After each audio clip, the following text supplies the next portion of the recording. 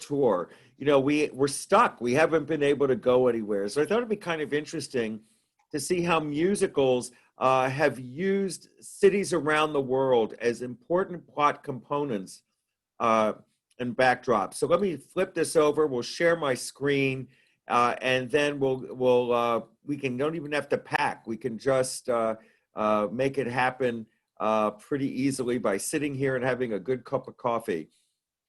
So, okay, let me move this out of the way. The first city I'm going to start with is Berlin. And of maybe many of the cities that we're going to focus on, that why Berlin became a background for a musical, also was one of the most groundbreaking musicals of all time.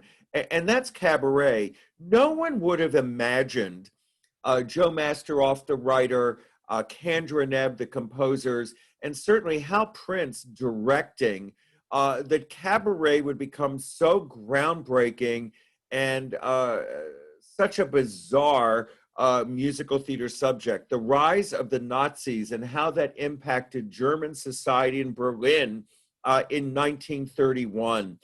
It was based on the play I Am a Camera, written by John Van Druten, about the escapades of a young writer in 1930s Berlin who gets involved with people who were truly amoral. And Hal Prince felt that it would be important to set this in a nightclub, where the nightclub would become the metaphor for the decay of Germany on the eve of the Nazis taking over.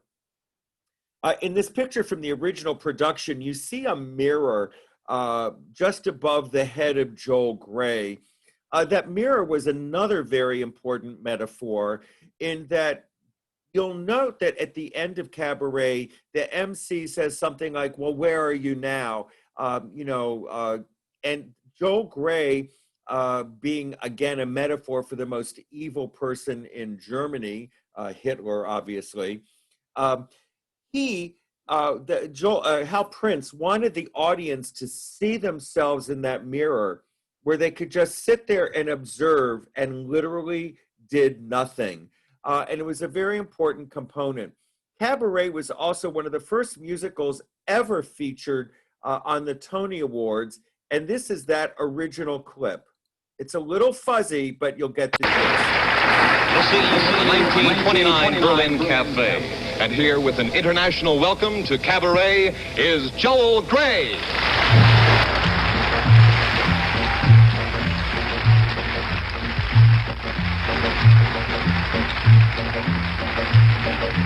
Willkommen, bienvenue, welcome.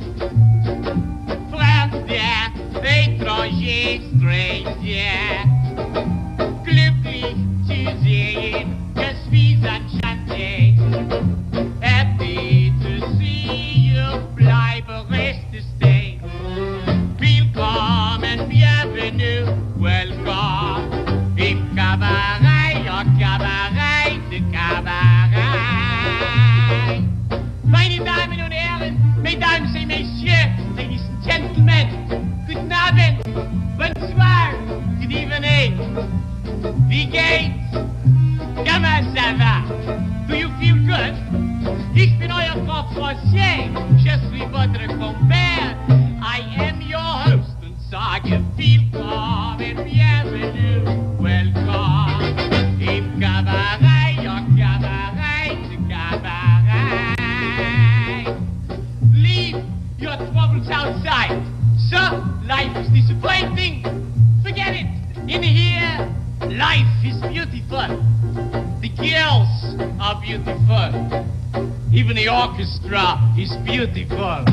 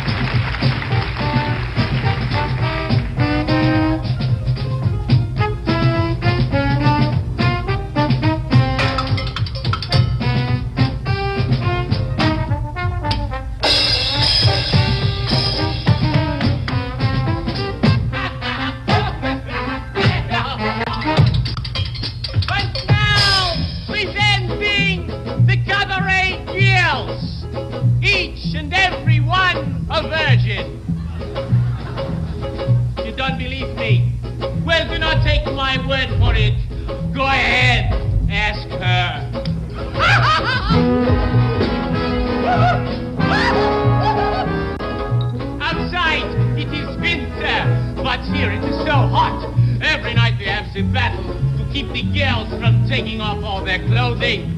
So don't go away. Who knows? Tonight we may lose the battle. And now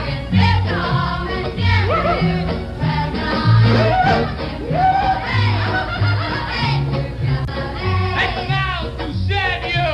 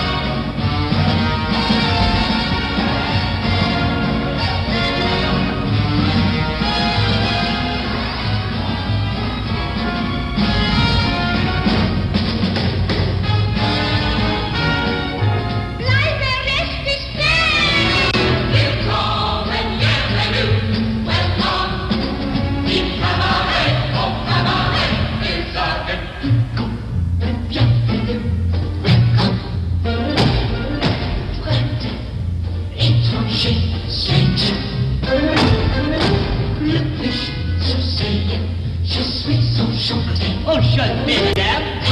Happy to see you. Fly the rest to stay.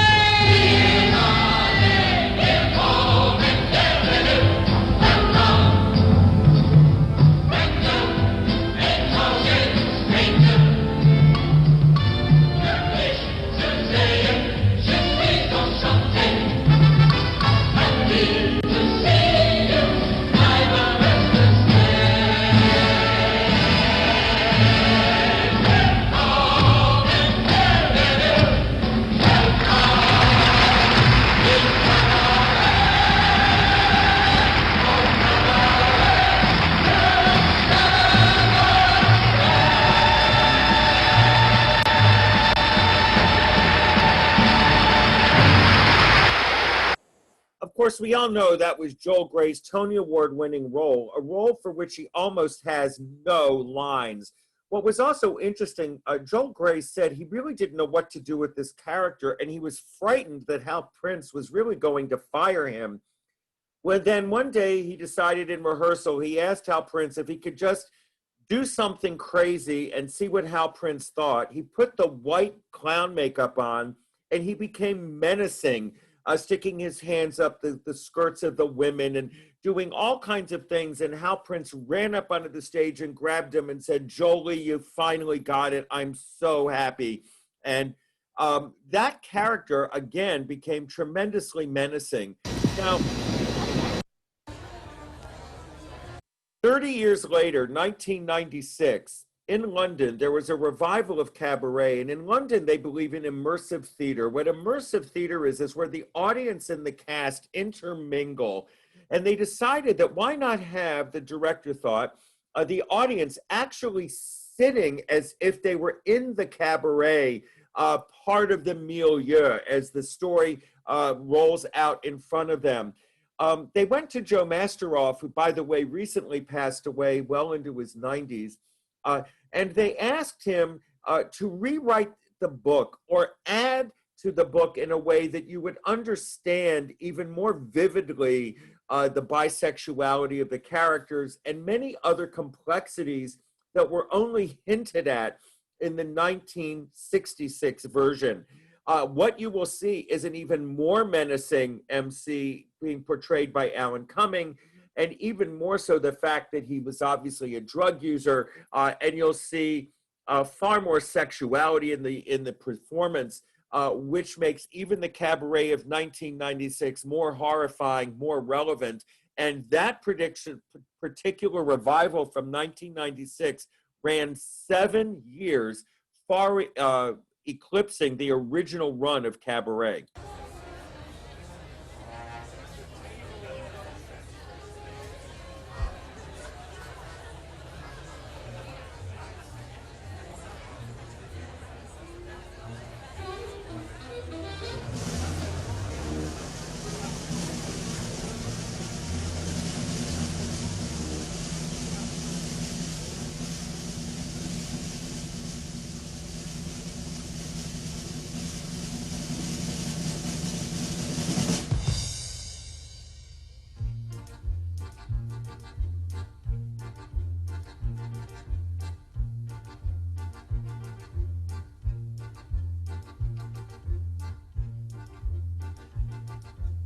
Willkommen, bienvenue, welcome. Fremder, étranger, stranger. Glücklich zu sehen, je suis enchanté. Happy to see you, bleibe, reste, stay. Willkommen, bienvenue, welcome. Im Cabaret, au Cabaret, zu Cabaret. Meine Damen und Herren, Mesdames et Messieurs, Ladies and Gentlemen. Guten Abend, bonsoir, good evening. Wie geht's? Comment ça va? Do you feel good? Yeah, I bet you do. Ich bin euer Konferencier, je suis votre compère. I am your host. On sage willkommen, bienvenue, welcome. Im Cabaret, au Cabaret, au Cabaret. Leave your troubles outside. So, life is disappointing. Forget it. We have no troubles here. Here, life is beautiful. The girls are beautiful. Even the orchestra is beautiful.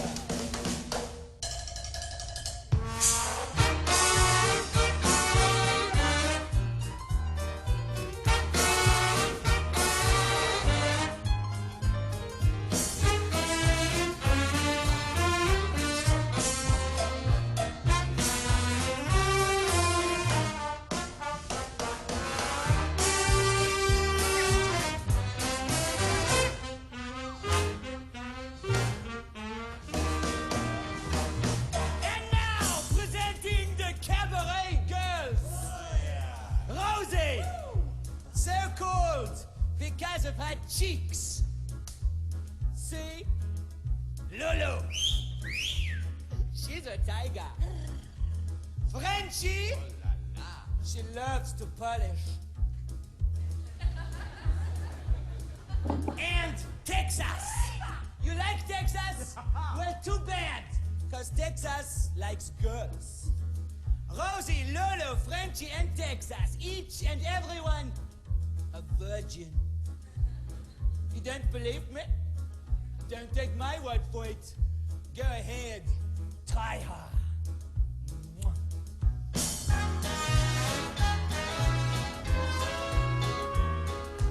Outside it is winter, but in here it's so hot. Woo!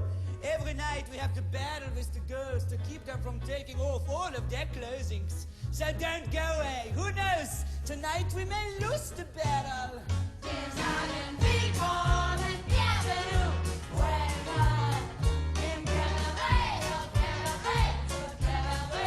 We are here to serve you.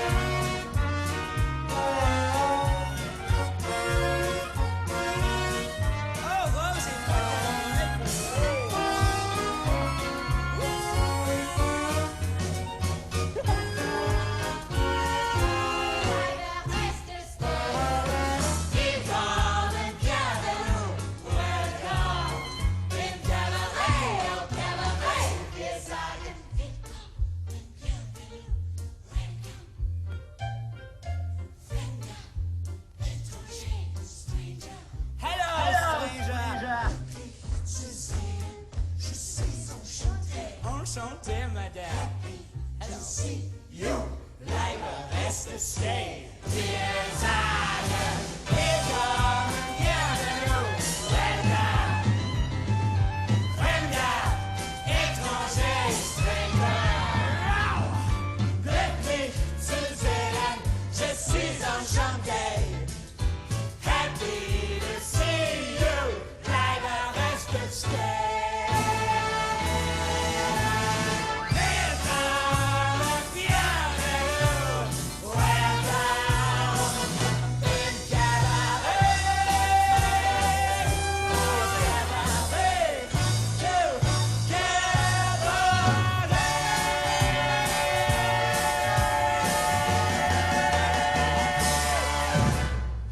as you could see there, Alan Cumming even took Joel Grey's Menacing much further. This production, which was considered so advanced and regenerating to what was already a masterpiece, highlights the menacing atmosphere that Hal Prince in the original hoped to create. It really shows what Berlin might have been like or must have been like in 1931. Grand Hotel was the second musical that used Berlin as a backdrop. Again, these cities being vital to the atmosphere of the productions that were going to be presented. Grand Hotel was a troubled musical out of town when Tommy Tune was brought in to fix it. And he decided that this was being set in a hotel with lots of activity, people coming and going. And it was Tommy Tune's choreography that really set the musical soaring. It was also the first musical in 6 years since La Cage aux Folles that would garner the recognition to run for 3 years. And they used large names, Sid Cerise at one point, to take over. And other than the big British musicals, the Miss Saigons, well, actually not Miss Saigon yet, but the Les Mis and the Phantom of the Opera, this is where Grand Hotel gained its audience. Sadly, it too was impacted by the AIDS crisis, as the first leading man, before the recording could be made, died of complications of the virus. And then the second leading man, the same thing. The original cast recording was not made until settlements could be made with all of the families based upon contractual issues that were in the original contracts of each of the actors. But Grand Hotel was a stunning masterpiece as it was created by Tommy Tune, because he was nobody's fool in understanding how to create vivid imagery on the stage. In the course of this show, we'll be showing you brief scenes and production numbers from the 8 nominated plays and musicals. We'll begin now with the first nominated musical, Grand Hotel. Berlin, 1928. Nearing the end of a carefree era, a sinister one soon to begin. People come, people go, living the high life. On a unique double-decker set, the action unfolds. A revolving door turns, and the dance of life goes on. But time is running out for 6 guests. Elizaveta Grunshinskaya, a fabled ballerina on her farewell tour, her 7th. Rafaela Otanio, her devoted companion, very devoted. Herman von Preissing, a businessman, as honest as possible. Frieda Flamme, a typist, but not for long. Baron Felix Amadeus Benvenuto von Geigern, a nobleman and a thief. And Otto Klingenlein, a bookkeeper and a dying man.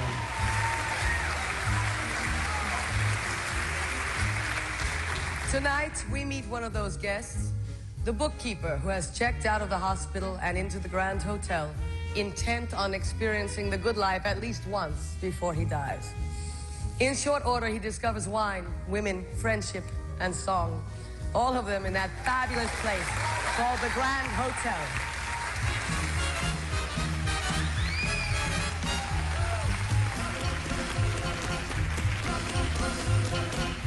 We'll take a glass together in celebration of our meeting, in celebration of our being face to face. Friendly, civilized, members of the race. I'll bring to you. No, I to you. You'll bring to me. Then you to me. I'm sure we do. Oh, I know we do. But find no finer company. Thank you, Baron. We'll take a glass together, and we will lift it to the good life. And as we're lifting it, we will most sincerely say, Prosit! Your health, sir. Salute and skål. Nostrovia! A vostra sante. For one brief moment in this cold and careless day, we'll take a glass together. to you. No, I to you. Then vice versa. Then vice versa. I'm sure it's true. Oh, I know it's true. Things may be bad, but could be worse. Absolutely. We'll ask no why or whether. We'll spend each moment. Yes, we will. As it moves us. And it moves us. Come, my comrade. Comrade. Nip the nectar of the day. Sweet nectar. Sherry. Campari. Scotch whiskey. Chartreuse. A cognac. And absinthe frappe. For one more moment in a world gone cold and crass, we'll take a glass together. We'll take a glass together, and we will lift it to the light. And as we're lifting it, we will most sincerely say, Prosit, your concern, salute, and skål, nostro, ja, bravo, santé. For one more moment in this golden careless day, we'll celebrate, we'll take a glass, we'll celebrate, we'll take a glass, we'll celebrate, we'll take a glass, we'll celebrate, we'll take a glass, we'll celebrate, we'll take a glass, we'll celebrate, we'll take a glass, we'll celebrate.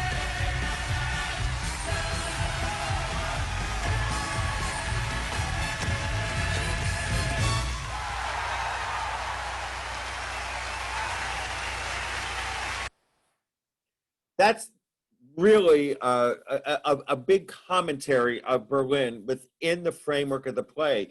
The man who's doing the big dancing there, Michael Jeter, he's supposedly the only Jew from his town, and he comes to this hotel. The actor on his right is a thief, a duke of the nobility who falls in love with this aged ballerina. And again, it brings into focus a lot of the issues that are growing in Germany. Now, that particular dance number, Tommy Tune was choreographing this, and his mother was not well in the hospital and dying. And he went to her and he said, you know, I'm choreographing this, and I'm really having such a problem. And the mother just turned to him and said, have you added a Charleston yet? And there it was. Really such a groundbreaking number of the time. Another musical based upon Berlin. This play was written in the 1890s, believe it or not. And it's a coming of age story of harsh life in the educational system of Berlin, facing sexuality issues and in a very strict society that would not tolerate change and growth. Spring Awakening, if you were of a certain age, you probably thought it was a terrific piece of theater. If you were one of us, you probably shrugged your shoulders and thought, well, I don't quite get it. But here it is. Welcome the amazing cast of Spring Awakening.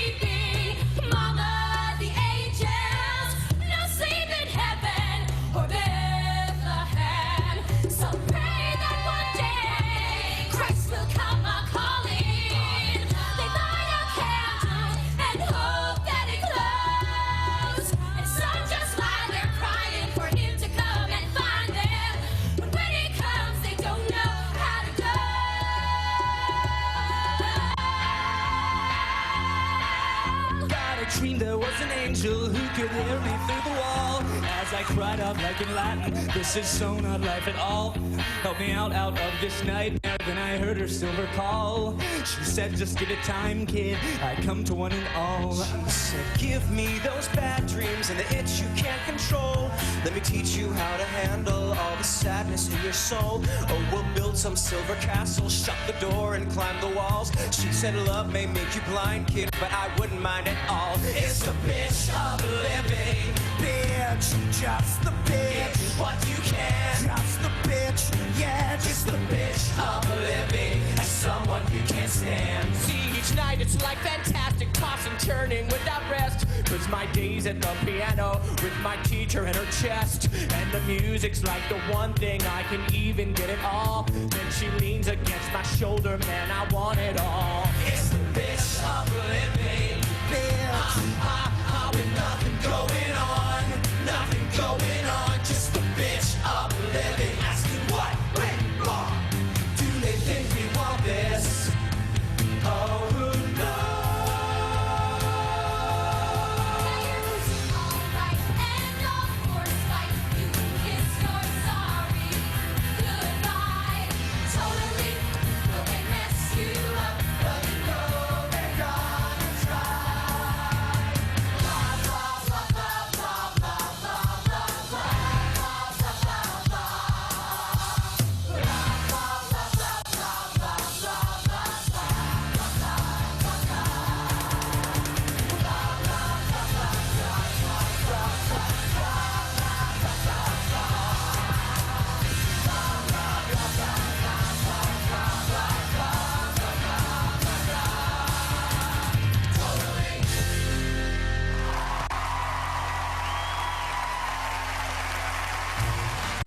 Again, it was about a very severe parenting and school scenario in Berlin in the 1890s, set in an abstract atmosphere. Again, if you were of the age of most of the actors on stage, you thought it was a brilliant piece, and if you were their parents who were forced to take them, you wanted to absolutely run for the hills and hide. However, it is a well-regarded piece. Well, Paris has certainly been the wonder of many musicals. The City of Light, as it is often referred to, actually had its first throwback to Paris in a dream sequence in a Cole Porter musical called Du Barry Was a Lady. It was mostly ridiculous, written in 1939, starring Bert Lahr and Ethel Merman, nightclub performers who were involved in the antics of being mismatched and so forth, and love affairs. And it was made into an MGM movie.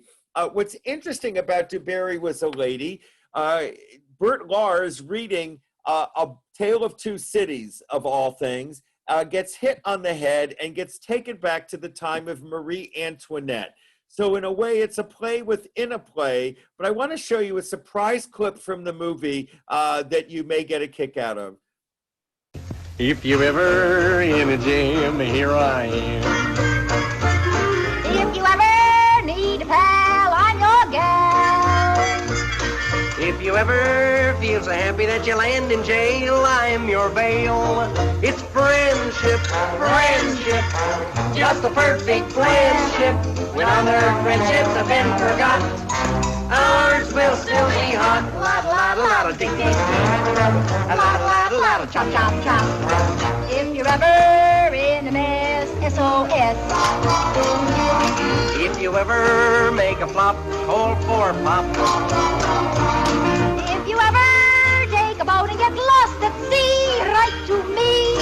It's friendship, friendship, just a perfect friendship. Rather friendships have been forget, ours will still be in.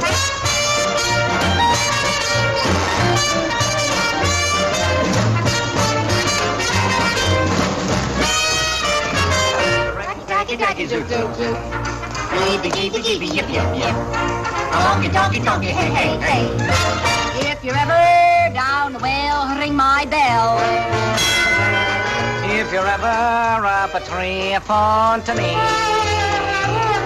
If you ever lose your teeth when you're out to dine, borrow mine. Thank you. It's friendship, friendship. friendship, just a perfect blendship. When other friendships have ceased to gel, ours will still be swell.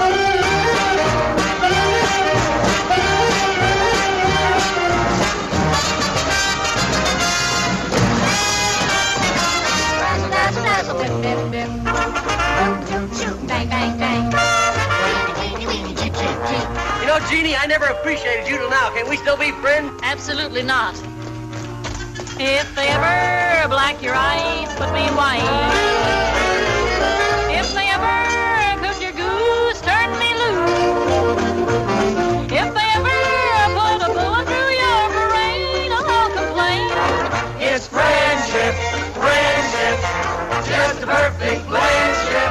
When other friendships go up in smoke, ours will still be open.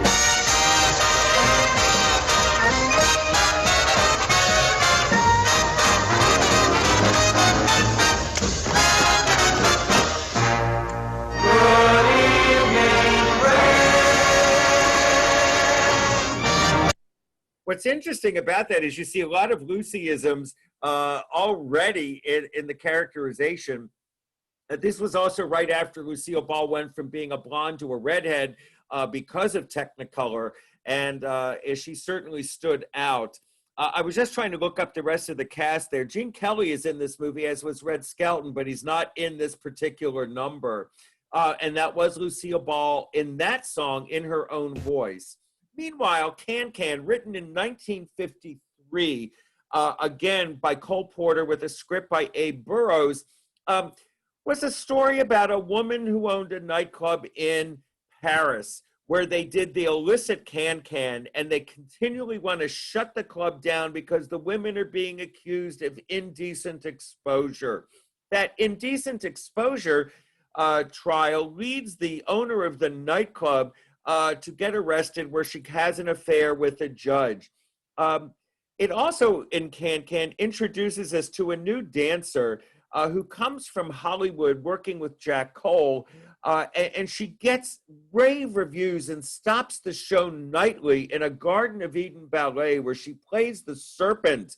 That dancer was Gwen Verdon.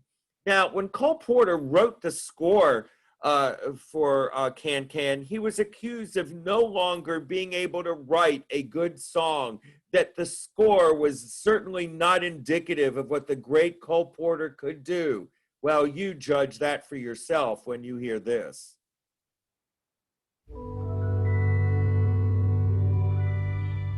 Every time I look down on this timeless town, where the blue or gray be her skies, where the loud be her cheers, or where the soft be her tears, more and more do I realize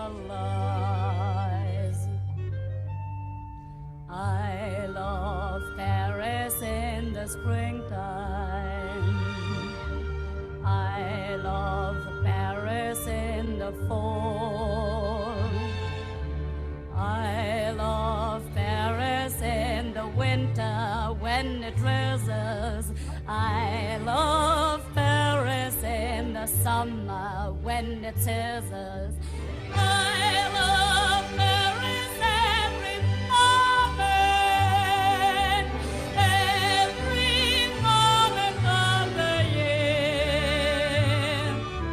I love Paris. Why do I love Paris?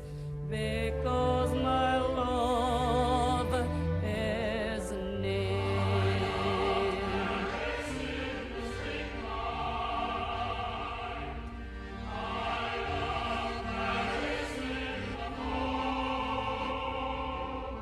I love Paris in the winter when it drizzles. I love Paris in the summer when it sizzles. I love Paris every moment of the year. I love Paris.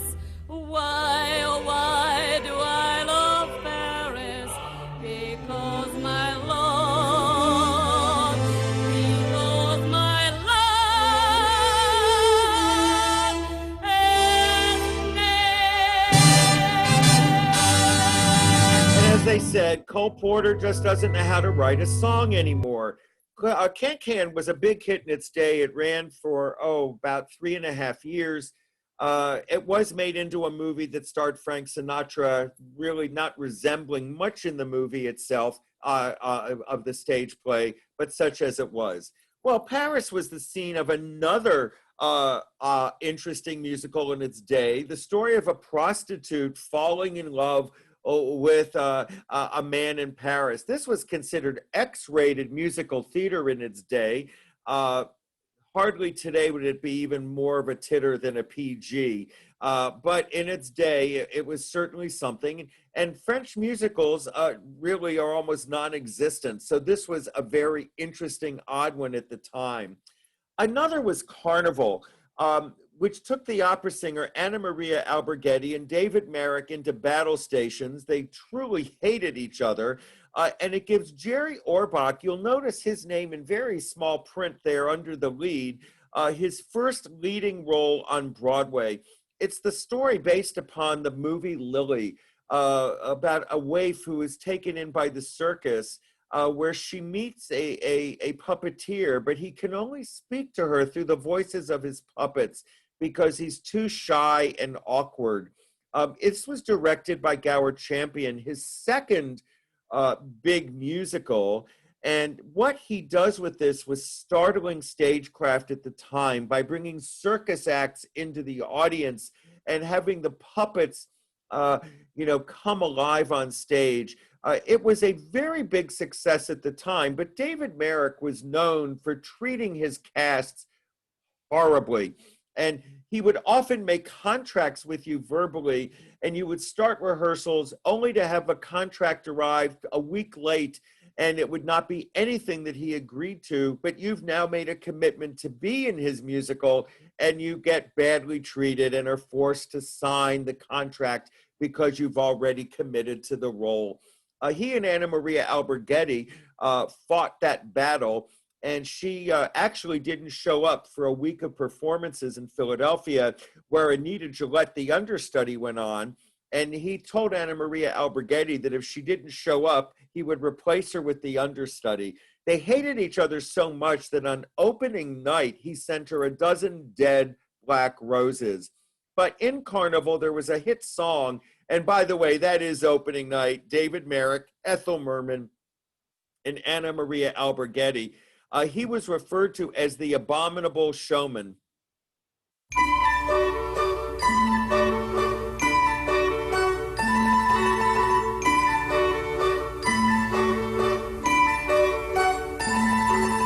Love makes the world go round.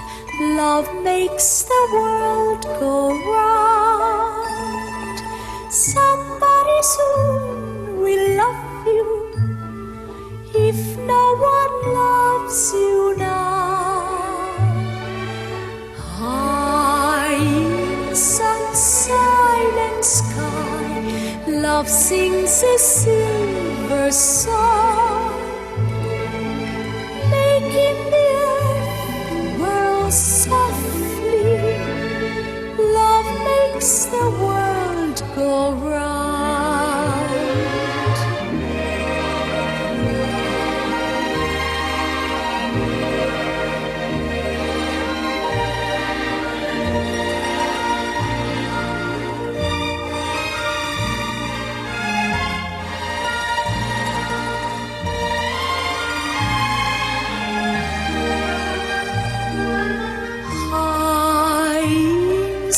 Silent sky, love sings a silver song, making the air whirl softly.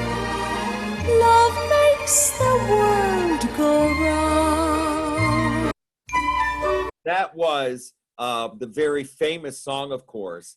Another musical set in Paris was set in Paris because of the interesting nature, or lack of interesting nature, you might say, of the story. It's Richard Kiley and Diane Carroll, the story of a writer from Maine who develops a writer's block, and he goes off to Paris to rekindle that spark, meeting the young model portrayed by Diane Carroll. This was the first musical written after the death of Oscar Hammerstein, and Richard Rodgers wrote it with an onstage band being prominent and having, as it basically said, no strings in the orchestra, all brass and timpani. However, it also was suggested of the title about an artist having an affair with a woman. The fact that Diane Carroll was a person of color was never hinted at in the script. And as a matter of fact, if it had been any other person of non-color, probably would not have caught, the musical might not have caught anybody's attention.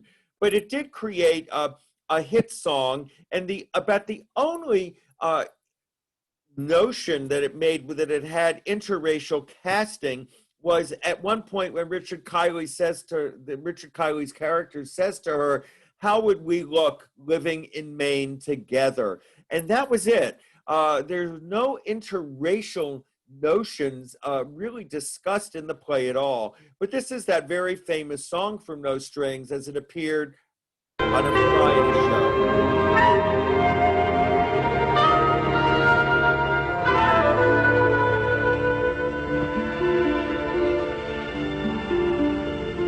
The sweetest sounds I'll ever hear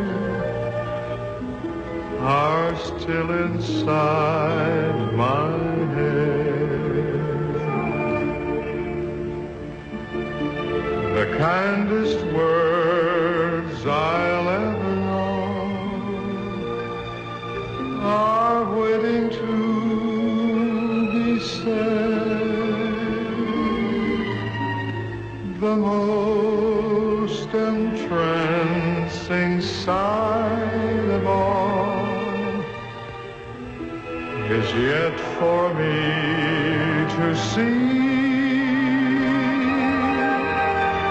and the dearest love in all the world is waiting somewhere for me. Is waiting somewhere for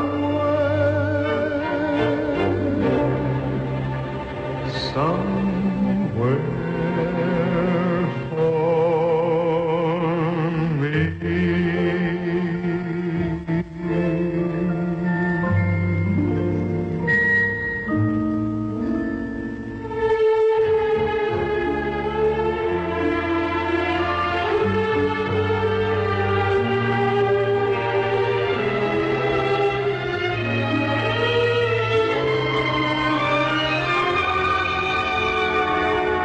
And the dearest love in all the world is waiting somewhere for me. Is waiting somewhere for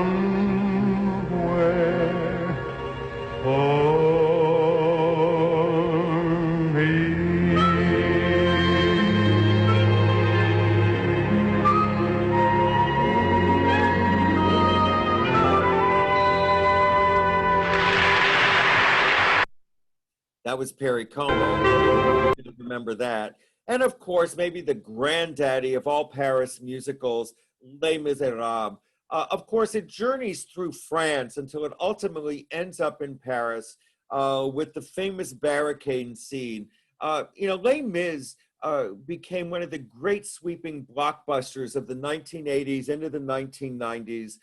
Certainly propelled by the size. If you were an actor in Les Mis, you notice all of the smoke that's evident in the set. You needed to sign a release that if you were cast and developed bronchial problems later on, that it had nothing to do with your performance in Les Miserables.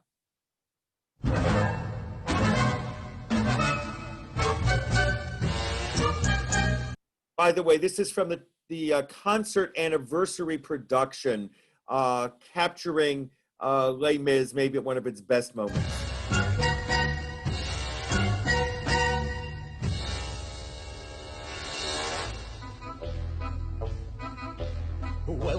monsieur, sit yourself down and meet the best innkeeper in town.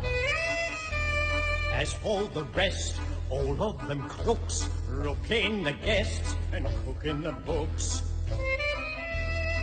Seldom do you see honest men like me, a gent of good intent, who's content to be master of the house, doling out the charm, ready with an handshake and an open palm. Jack the salty tale makes a little stir, customers appreciate the bon vivant. Glad to do me friends a favour, doesn't cost me to be nice, but nothing gets you nothing, everything has got a little price. Master of the house, keeper of the zoo, ready to relieve them of a sou or two. Water in the wine, making up the bite, picking up their knickknacks and they can't see straight. Everybody loves a landlord, everybody's bosom friend. I do whatever pleases Jesus, don't I bleed him in the end. Master of the house, looking at your eyes, never wants to pass by the passing by. Servant to the poor, butler to the straight, comfort the philosopher and lifelong mate. Everybody's blue companion, everybody's left around. But lock up your valises, Jesus, man, I'll skin you to the bone. Enter, monsieur, lay down your load, unlace your boots and rest from the road. This way's a ton, travel's a curse, but here we strive to lighten your purse. Here the goose is cooked, here the fat is fried, and nothing's overlooked till I'm satisfied. Too beyond compare, too beyond belief, mix it in a mincer and pretend it's beef. Kidney of a horse, liver of a cat, filling up the sausages with this and that. Residents are more than welcome, bridal suite is occupied. Reasonable charges plus some little extras on the side. Charging for the lice, extra for the mice, 2% for looking in the mirror twice. Here a little slice, there a little cut, 3% for sleeping with a window shut. When it comes to fixing prices, there are lots of tricks he knows. How it all increases, all in bits and pieces. Jesus, it's amazing how it grows. Master of the house, quick to catch your eye, never wants to pass by the passing by. Service to the poor, kindness to the great, comfort of the lost and for a lifelong mate. Everybody's room companion, give them everything is wrong. Dirty bunch of geezers, Jesus, what a sorry little lot.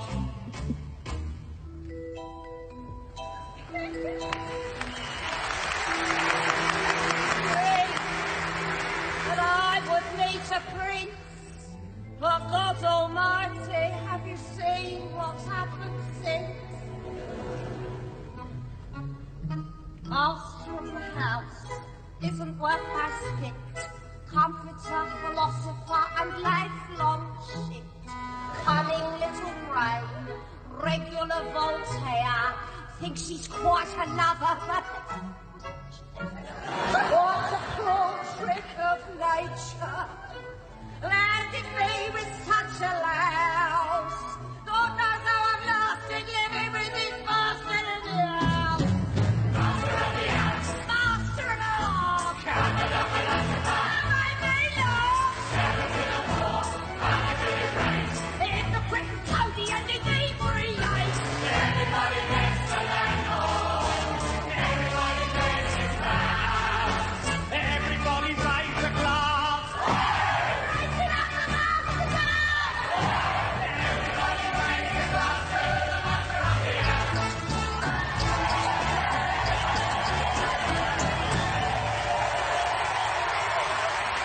Great comic moment from Les Mis, of course. And then, of course, the great actor.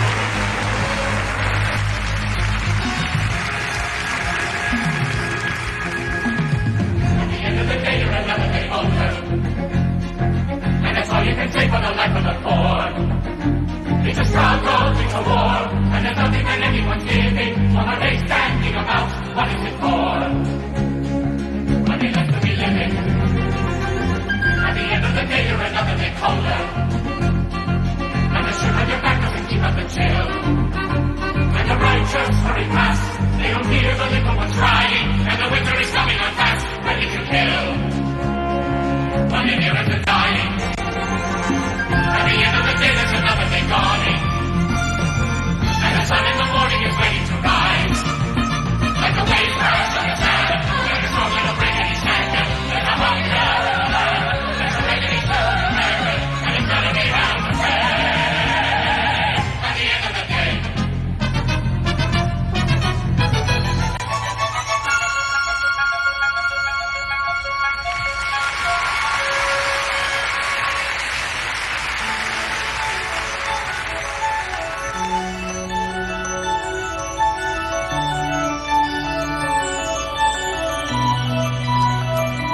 One day more, another day, another destiny.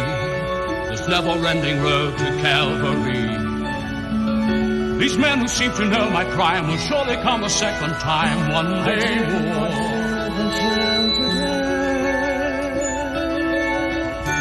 How can I live when we are apart? Tomorrow you'll be worlds away. And yet, with you, my world's at started. One more day alone, my We'll be together. One more day with him, no care. What a life I might have known. But he never saw me there.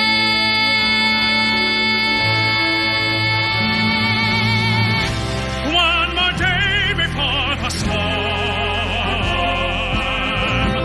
At the barricade of freedom. When our ranks begin to form. Do I stand? Do I dare? Will you take your place with me?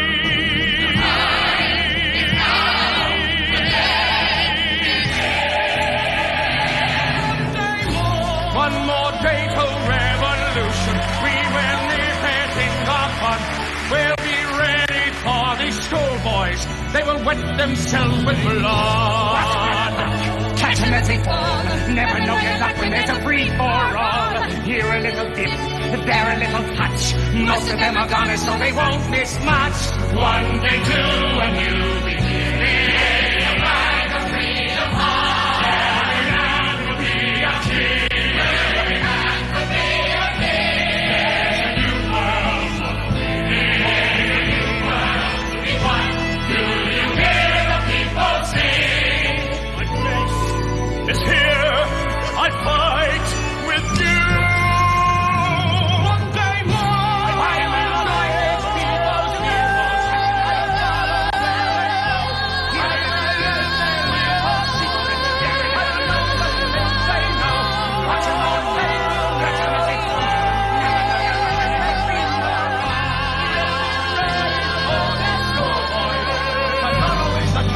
Tomorrow we'll discover what our God in heaven has in store. One more dawn, one more day, one day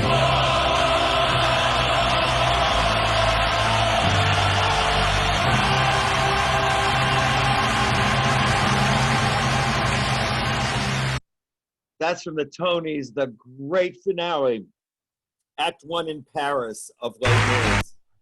Now, I'm sure you all saw this one a million times, Ben Franklin in Paris. 1964, the story of Ben Franklin's escapades in Paris where he almost was beheaded. Well, it did exist. Let's just say that. And then, of course, the brilliant Sunday in the Park with George, the creation of art and its cost on the artists who create it. There's a painting that the artist George Seurat created. He was a pointillist, and it hangs now in the Chicago Museum of Art. But the painting really, the story is about coping with time, coping with societal pressure in Paris in the 1880s.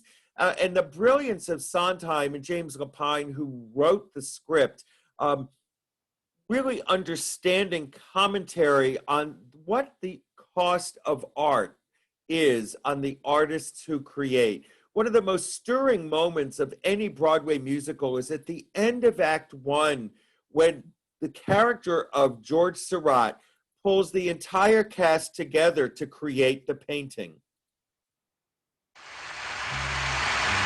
And now the latest Sondheim musical, Sunday in the Park with George. George is the French impressionist Georges Seurat, and the park just outside of Paris was the stage for his famous painting, A Sunday Afternoon on the Island of the Grand Jatte, which now hangs in the Art Institute of Chicago. George has worked on his pointillist painting of the various park regulars for 2 years, and having just sketched his mother, is about to bring order out of chaos and complete his canvas at last. Mandy Patinkin is George, and Bernadette Peters is his mistress and model. Remember, George. Order. Design.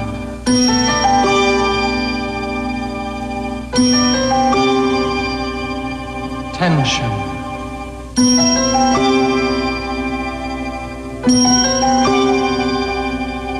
Balance.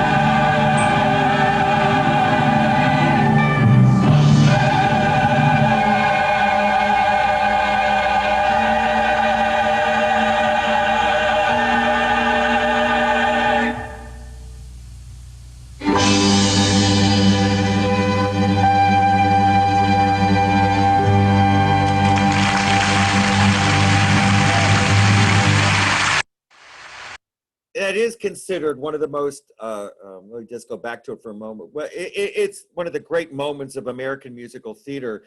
And it's truly brilliant. Being a pointillist, the leading lady's name is Dot. George, as a pointillist painter, sings in staccato through almost the entire performance because he hasn't connected the dots in his life. And staccato in music is written with a dot above each note. So they really carried the theme through everywhere. Going now to another musical set in Paris, the story of a singer who can't get a job, so she becomes a man dressed as a woman, becoming a man. The Julie Andrews movie, directed by her husband, Blake Edwards, seemed ripe for staging on a Broadway stage. Julie Andrews' performance was certainly incredible. And in the mid-1990s, when she came back to Broadway, this really had a price for her personally.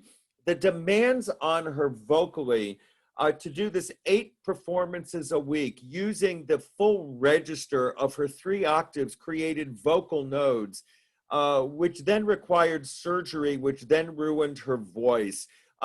Julie Andrews had never won a Tony. And of course, she was nominated for Victor Victoria, but she was the only thing nominated in the entire production. And as a result, she refused the nomination because she felt to be singled out when so many others were working so hard was an inappropriate choice. It's obviously set in Paris because of the avant-garde nature of the story and the sexuality at its base. And it gives the opportunity to create some great moments. This is a moment recreated from the movie for the stage that may be the most famous part of Victor Victoria.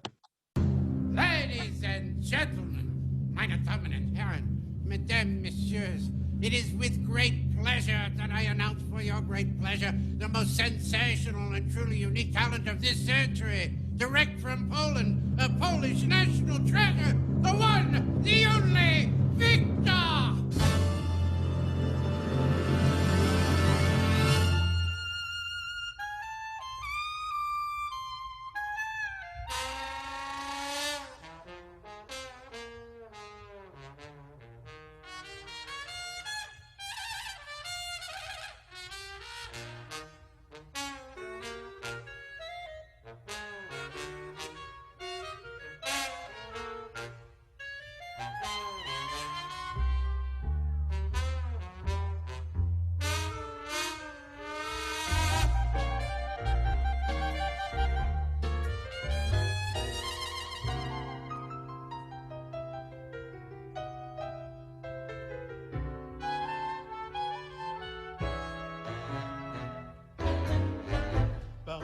Years ago, way down in New Orleans, a group of fellas found a new kind of music,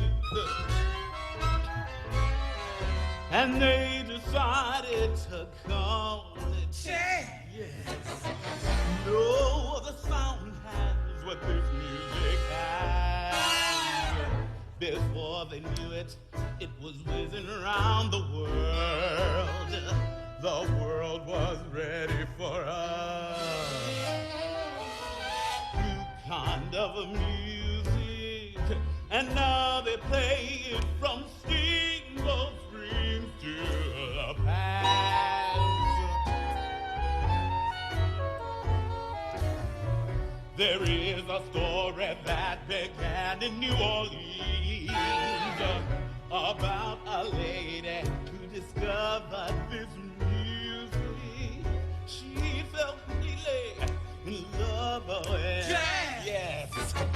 No one loved it like this lady has.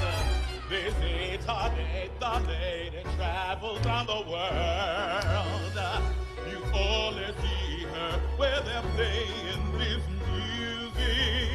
That's why they've seen her from Steamboat Springs to the past.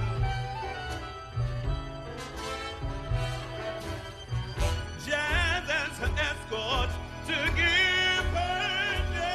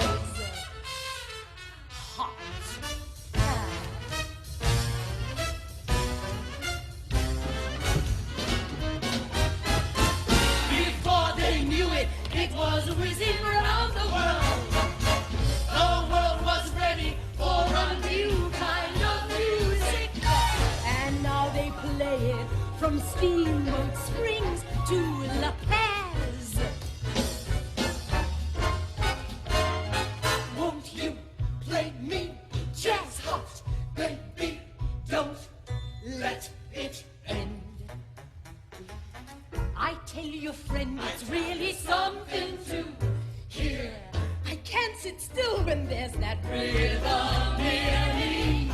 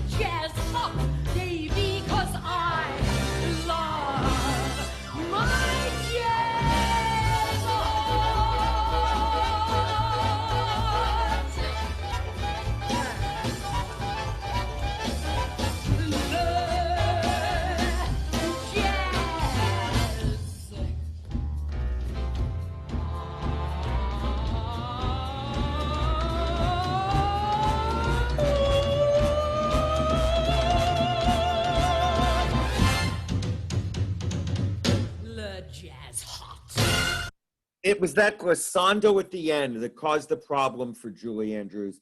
Having to do that 8 performances a week put unbelievable pressure on her vocal cords. In the meantime, getting Victor Victoria to the stage was not easy. The original composer, Henry Mancini, died. There were problems with his estate then with the music, and they hired Frank Wildhorn to supplement the rest of the music, and it all just didn't match in tone. It's rarely done today, although it is an entertaining piece. But because of the nature of the farce, some of the things you can do on film just don't translate well to the stage.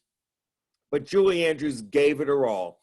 By the way, if you just didn't trivia, she was replaced by Raquel Welch.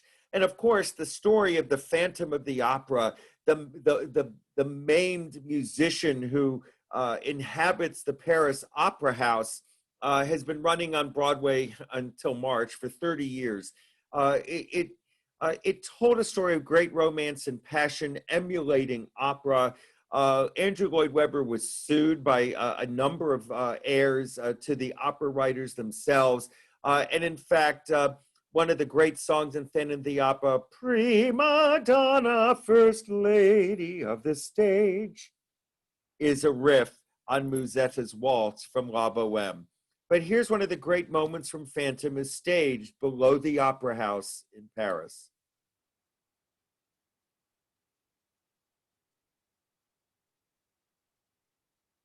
Michael Crawford and Sarah Brightman in The Phantom of the Opera. In all your fantasies, you always knew that man and mystery were both in you. And in this labyrinth, where night is blind,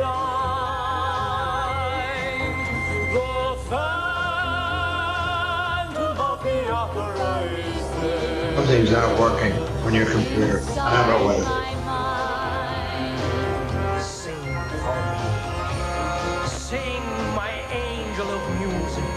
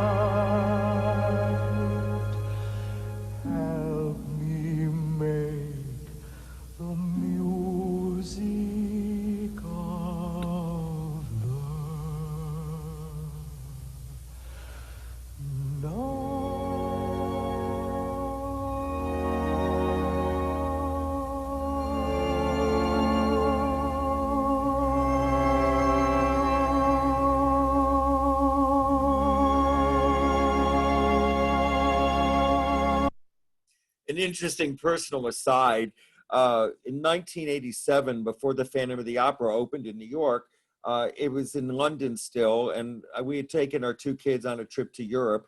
Arriving Without Luggage, and we bought 2 tickets to see the Phantom for the outrageous price of $55 a seat. I was just horrified what we were paying.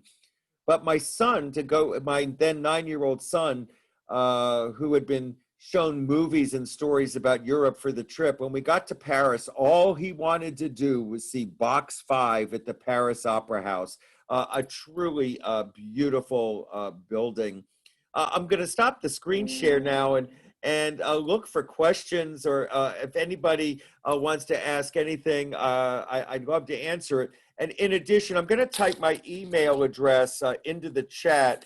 So if anybody wants to write to me personally and ask a question, I'm happy to answer them.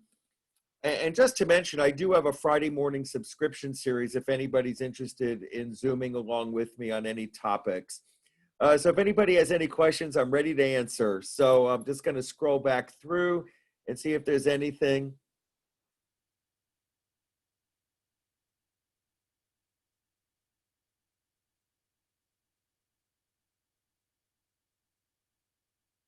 Anybody typing or asking?